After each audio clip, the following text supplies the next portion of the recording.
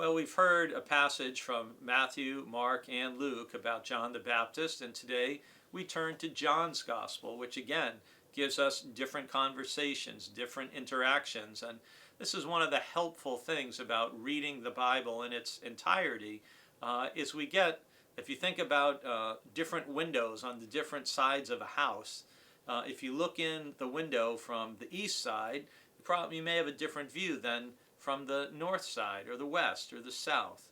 And in the same way, when we look at Jesus, or John the Baptist in this case, through the lenses or the windows of the different Gospels, we see and notice different things. So in John chapter 1, we hear these words from John 26 and 27. John answered them, "I baptize with water. Among you stands one whom you do not know, the one who is coming after me. I am not worthy to untie the thong of his sandal." And this is again more testimony from John the Baptist about the coming of Jesus, who is the mightier one, the more powerful one, the holier one, the Lamb of God who will take away the sins of the world, as I'll share tomorrow.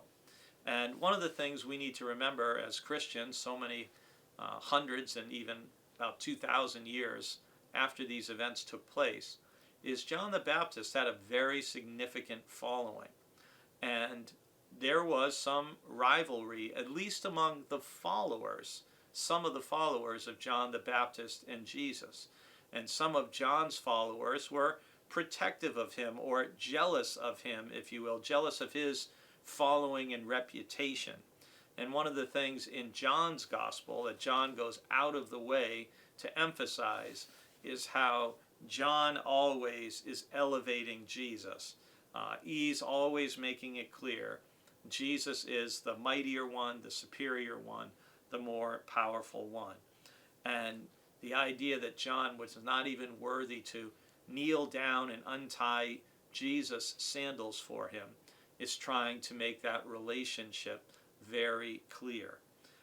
But all of the Gospels have a very high regard for John the Baptist, and that includes the Gospel of John. And sometimes I think about it this way. John was preparing people to hear the message of Christ and to meet Christ. And in many ways, we all have a John the Baptist role to play in the lives of people who don't know Jesus, who aren't a part of the family of God, who aren't part of a church community for support and worship and belonging and care and nurture. All of us have a share the message and prepare the way so Christ can come into the life of someone else. So keep your eyes open as you are going about your day and in the wilderness of the world. And keep in mind, you have a little John the Baptist message to share as well, to let others know about Jesus, the mighty, powerful one who is coming.